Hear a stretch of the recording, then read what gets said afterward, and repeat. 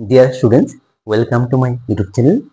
মোৰ ভিডিঅ' বনোৱাৰ প্ৰধান উদ্দেশ্য তোমালোকক গণিত অতি সহজভাৱে শিকোৱা। গতিকে সম্পূৰ্ণ ভিডিঅ'টো চাবা। গণিত শিকাৰ লগতে তোমালোকৰ বেছিক কনচেপ্টটো ক্লিয়াৰ হ'ব। কোৱেশ্চন নাম্বাৰ 3,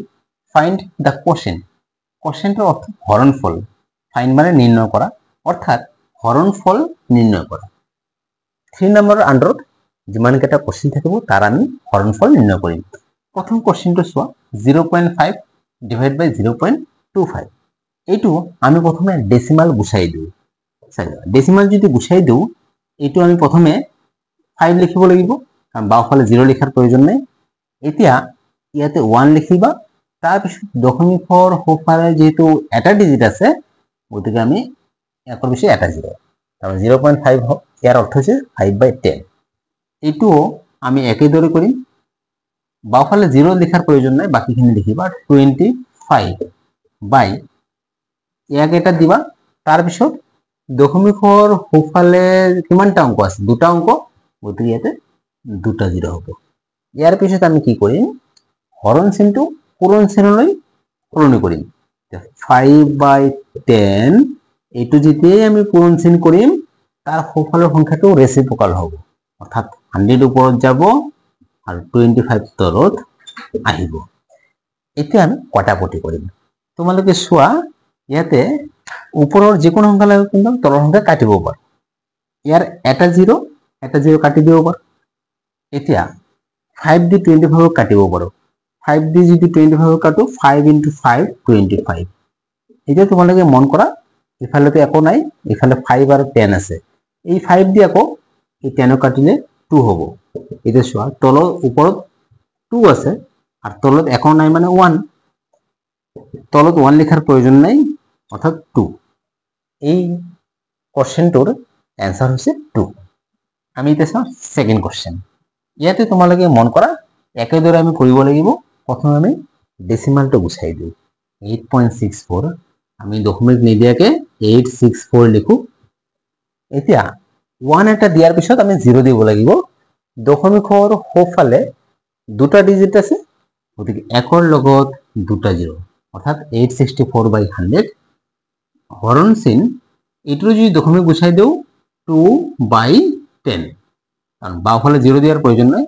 দশমিকৰ সোঁফালে যিহেতু এটা ডিজিট, গতিকে একৰ পিছত এটা 0। এতিয়া একেদৰে আমি 864/100 এই হৰণ চিন পূৰণ চিনলৈ সলনি কৰিম।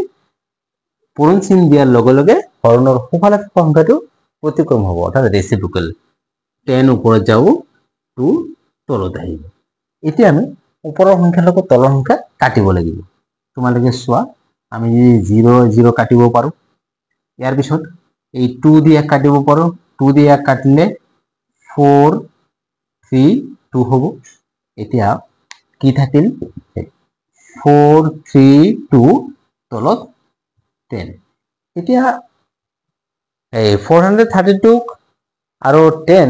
দুটাকে আৰু 2 দি কাটিব পাৰি, কিন্তু 2 দি কাটাৰ পিছত আকৌ হৰণ কৰিব লাগিব। গতিকে তাতকৈ তলত যিহেতু 10 আছে, তলত 10 100 1000 এই ধৰণৰ সংখ্যা দি হৰণ কৰা একদম সহজ। কি হ'ব? 432 লিখিম। যেহেতু 10 দি হৰণ হ'ব, ইয়াতে এটা 0 আছে, গতিকে সোঁফালৰ পৰা এক অংক বাওঁফালে দশমিক দিব লাগিব। 43.2 হ'ব ইয়াৰ উত্তৰ। 3 নম্বৰ, আমি এই গণিতবিলাকো একেধৰণে কৰিম। প্ৰথমে দশমিকটো গুচাই দিম। দশমিক গুচোৱাৰ পদ্ধতিটো গম পাইছাই।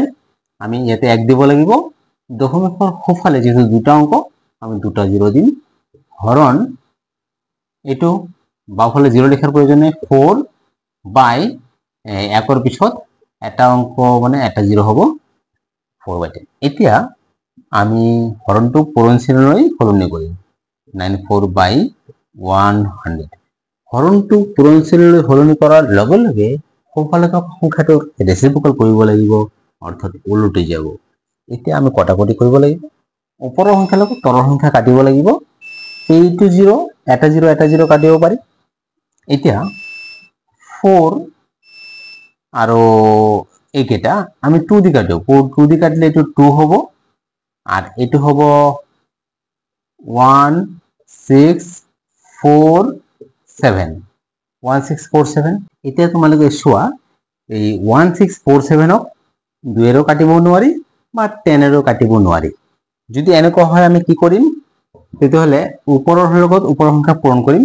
ওপৰত 1647 লগত 1 পূৰণ কৰিলে 1647 হ'ব আৰু তলত 10 * 2 20 হ'ব এতিয়া যেহেতু কাটিব নোৱাৰি গতিকে আমি এতিয়া হৰণ কৰিব লাগিব এতিয়া তোমালোকে চোৱা আমি কিন্তু এতিয়া ডাইৰেক্ট দশমিক দিব নোৱাৰো কাৰণ এটো 1 নাই যদি এটো 10 হলেহেঁতেন আমি এক অংক বাওফালে দশমিক দিলোহেঁতেন এটো আছে 20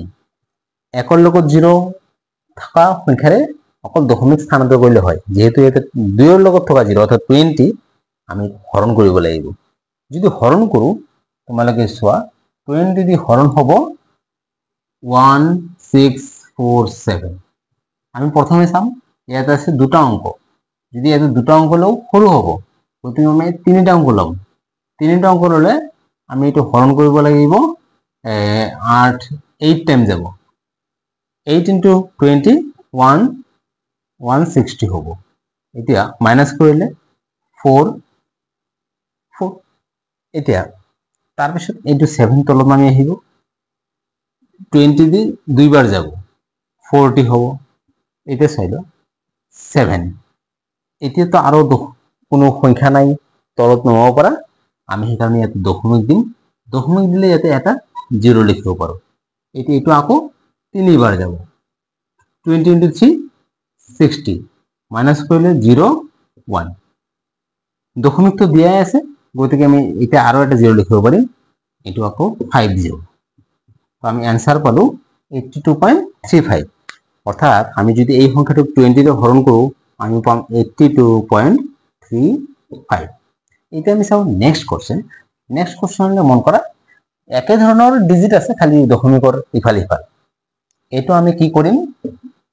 দশমিক প্ৰথমে গুছাই দিও 3294 বাই এটা 10 হ'ব কাৰণ দশমিকৰ সোফাল এটা অঙ্ক আছে অৰ্থাৎ একৰ পিছত এটা 0 এইটো কি হ'ব 0. আমি দশমিকটো গুছাই দিম 004 লেখাৰ প্ৰয়োজন নাই 4 লিখিলে হল বাও ফালৰ 0 লেখাৰ কোনো দৰকাৰ নাথাকে এতিয়া দশমিকৰ পিছত দুটা অঙ্ক মানে একৰ পিছত দুটা 0 100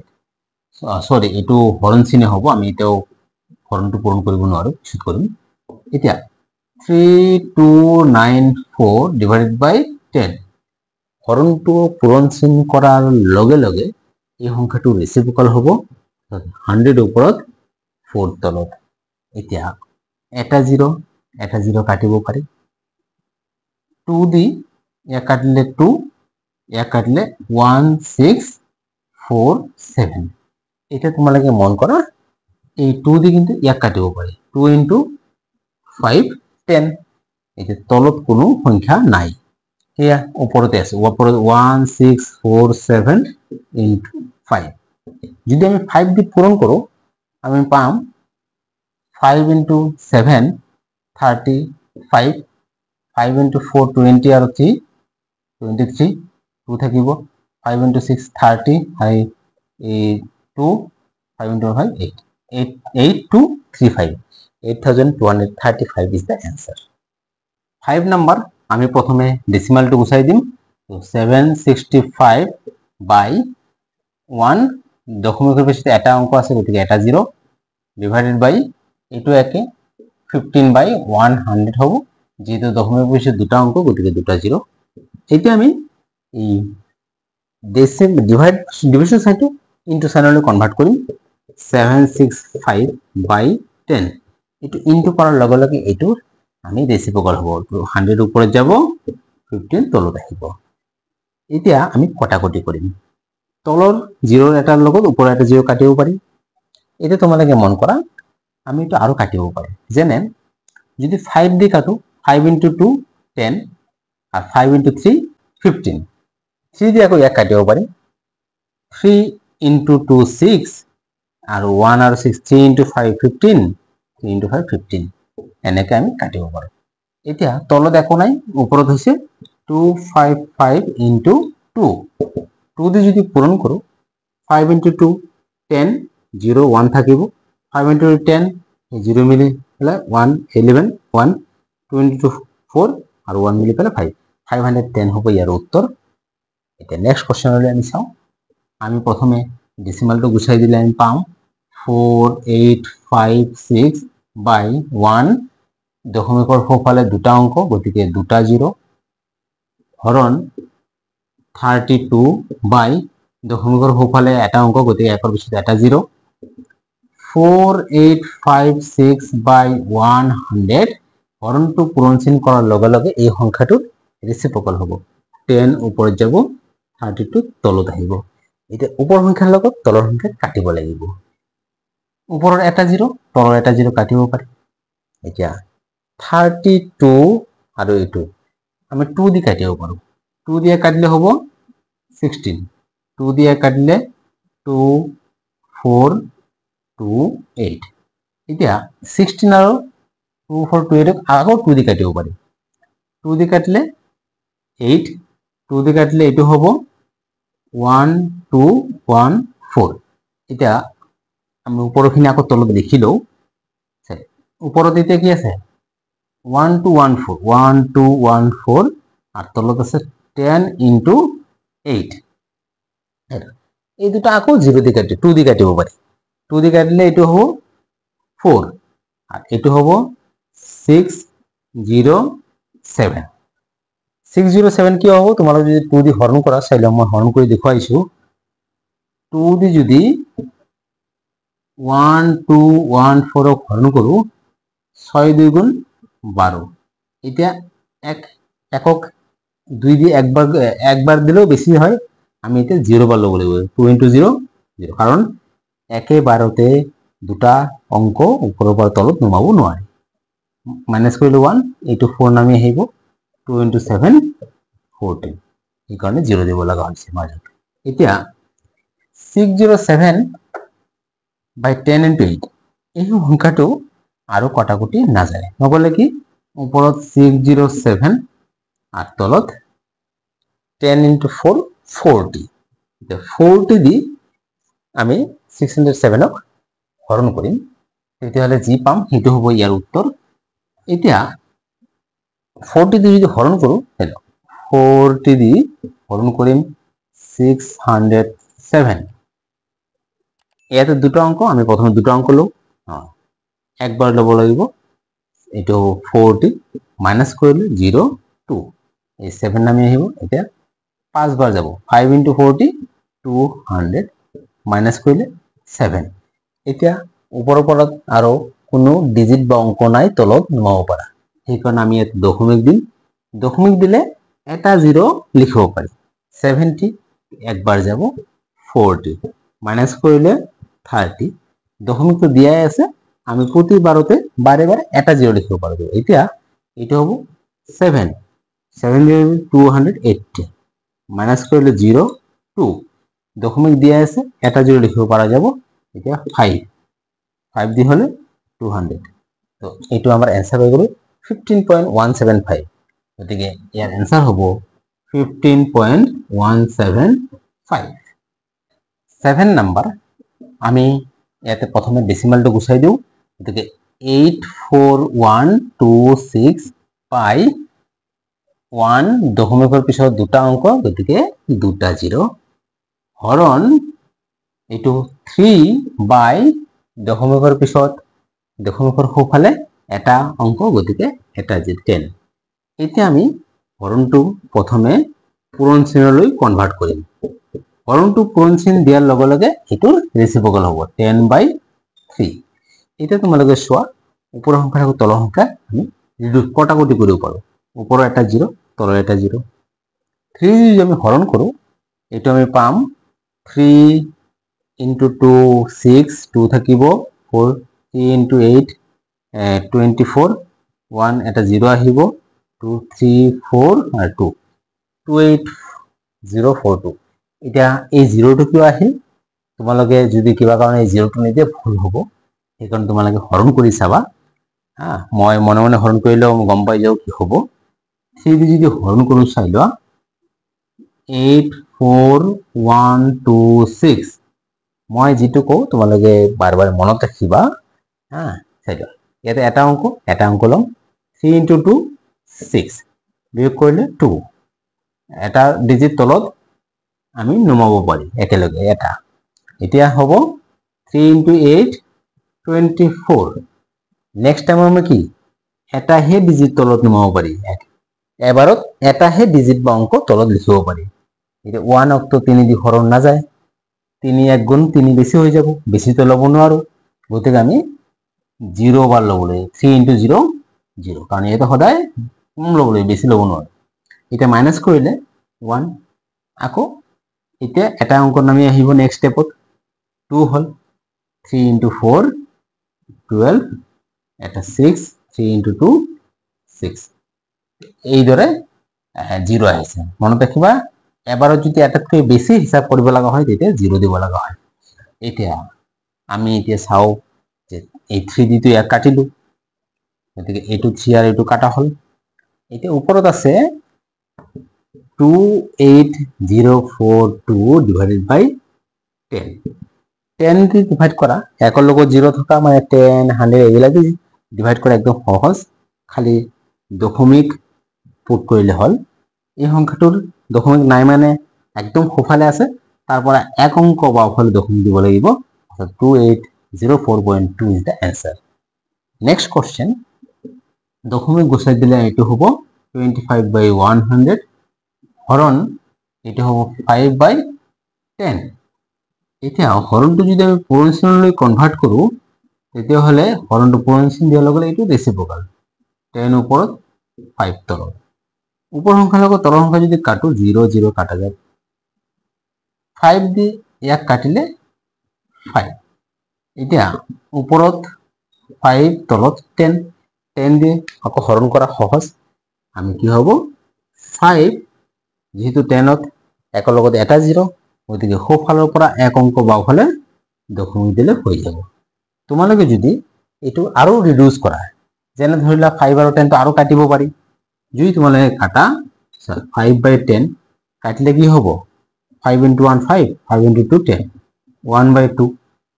এই 1 যদি 2 দি হৰণ কৰা তাহলে 2 দি যদি 1 ক হৰণ কৰো আমি 1 ক হৰণ না যাব এই কাৰণে দশমিক দিব লাগিব দশমিক দিলে এটা 0 লিখিব পাৰি 2 into 5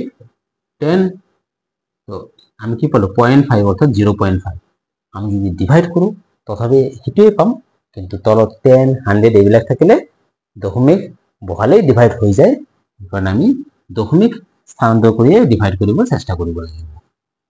question number 4 if the cost of 5.5 meter cloth is rupees 547.25 what is the cost of 1 meter cloth ইয়ার অর্থ যদি 5.5 মিটার কাপড়ৰ দাম 547.25 টাকা হয় তেতিয়া হলে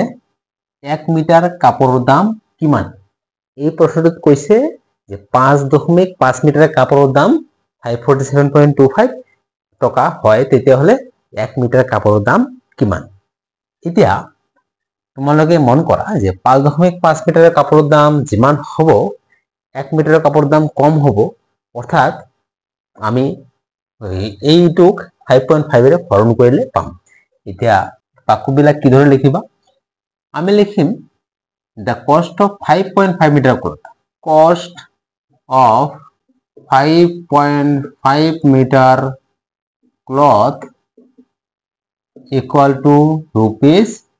547.25 এতিয়া আমি বাক্যটোত আমি কিন্তু এই রুপিস টু সোফালে ৰাখিব লাগিব কাৰণ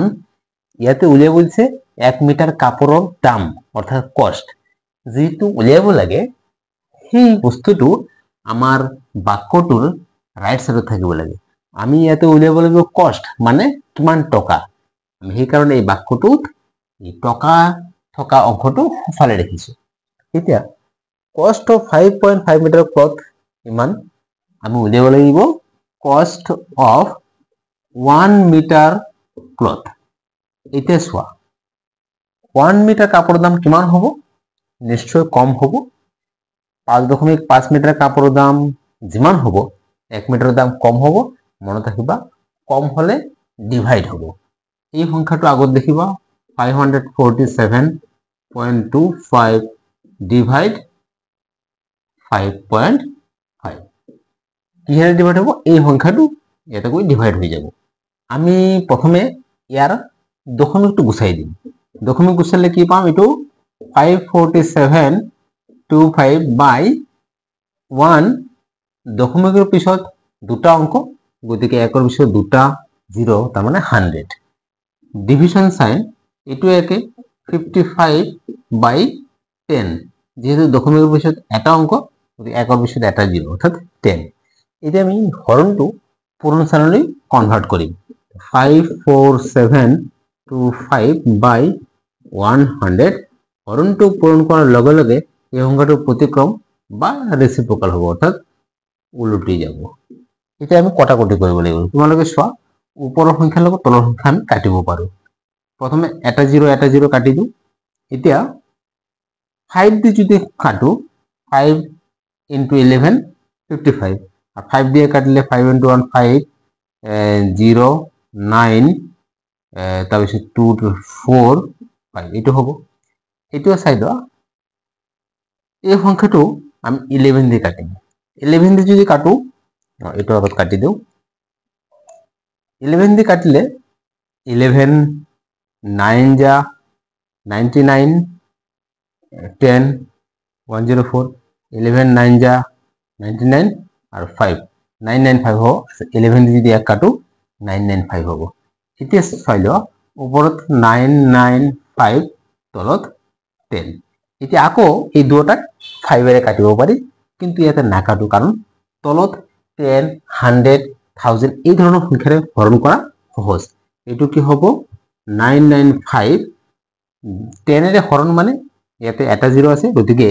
সো ফালৰ পৰা এক অংক বাওফালে দশমিক দিলে হৈ যাব আমি কিমান পালো 99.5 এটো রুপিস হ'ব রুপিস 99.5 গতিকে আমি आंसर লিখিম তোমালোকে ফুল বাক্য লিখিবা ফুল বাক্য লিখিলে cost of 1 metre cloth equal to rupees ইমান মই জাস্ট রুপিস 99.5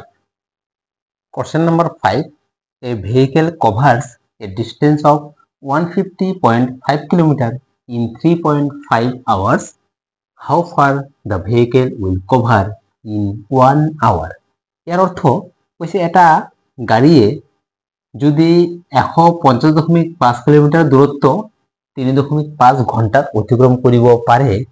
তেতিয়াহলে গাড়ীখনে 1 ঘণ্টাত কিমান দূৰত্ব অতিক্ৰম কৰিব তো আমি 3.5 ঘণ্টাত যেটো দূৰত্ব অতিক্ৰম কৰিছে তাৰ পৰা আমি উলিয়াম 1 ঘণ্টাত কিমান দূৰত্ব অতিক্ৰম কৰিব তো ইয়াৰে ব্যাক সেন্টেন্সটো আমি কিদৰে লিখিম আমি ওপৰৰ সেন্টেন্সটো লিখিম কিন্তু যেহেতু আমি উলিয়াব লাগিব কিমান দূৰত্ব অৰ্থাৎ কিমান কিলোমিটাৰ কভাৰ কৰে গতিকে এই সেন্টেন্সটো লিখতে আমি কিলোমিটাৰটো সোফালে ৰাখিম আৰু ঘণ্টাটো বাওফালে যেটো উলিয়াব লাগে সেইটো সোফালে ৰাখিব লাগে এতিয়া তোমালোকে চোৱা এটো আমি লিখিম in 3.5 hours the vehicle covers equal to 3.5 hours কিমান কভার করে 150.5 কিলোমিটার চাইলো সেন্টেন্সটো আমি এইদৰে লিখিছো যাতে আমি উলিয়াব লাগিব দূৰত্ব অৰ্থাৎ ডিসটেন্স আমি এই বাক্যটোতো দূৰত্বটো সোফালে ৰাখিছো এতিয়া আমি যেটো মেথড ইয়াতে কৰিব গৈছো হেতু হৈছে ইউনিটাৰী মেথড বা ঐকিক মেথড নিয়ম এটা 3.5 আৱাৰ্ছত অতিক্ৰম কৰি ইমান দূৰত্ব আমি উলিয়াব লাগিব 1 আৱাৰত in 1 hour the vehicle covers চাইলো 3.5 ঘণ্টাত যিমান দূৰত্ব অতিক্ৰম কৰে 1 ঘণ্টাত নিশ্চয় কম দূৰত্ব অতিক্ৰম কৰিব আৰু কম দূৰত্ব অতিক্ৰম কৰা মানে হৰণ কৰিব লাগিব মনত ৰাখিবা এই সংখ্যাটো আগত লিখিব লাগিব তাৰ পিছত হৰণ বা ডিভিজন সাইন দি পেলাই এই সংখ্যাটো 3.5 ইমান কিলোমিটাৰ হ'ব এতিয়া এটো আমি সলভ কৰিলে হল এটো দশমিক যদি গুছাই দিও 155 বাই 10 হ'ব যেহেতু দশমিকৰ পিছত এটা অংক একৰ পিছত এটা 0 অৰ্থাৎ 10 এটো একে 35 বাই 10 হ'ব এতিয়া আমি হৰণটো যেতিয়া পূৰণ শ্ৰেণীলৈ সলনি কৰিম তেতিয়া পিছৰ সংখ্যাটো ৰেচিপ্ৰকেল হ'ব 10 ওপৰত যাব 35 তলত আহিব এতিয়া ওপৰ সংখ্যা লগত তলৰ সংখ্যা কাটিব পাৰি যেনে এটা 0 কাটি দিব পাৰি এতিয়া এইটো আমি যদি 5 দি কাটো 5 দি কাটলে এইটো পাম